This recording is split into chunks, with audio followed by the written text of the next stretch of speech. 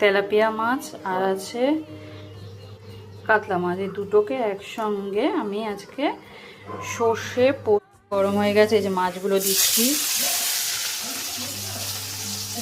আমরা এই মাছটা খুব খাই তাই দিচ্ছি।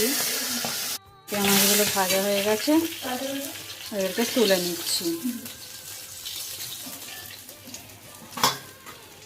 বন্ধুরা গ্যাস হবে, ওই জন্য আমি সর্ষে আর পোস্তটাকে ছেঁকে নেব। ভাজা হয়ে গেছে, তুলে রাখছি। সর্ষে তেলে জল করে রেখেছি, ওটা দিয়ে দিলাম। তারপর হলুদ দিলাম, নুন দিলাম, দিয়ে এবারে এই যে মাছটা দিয়ে দিলাম,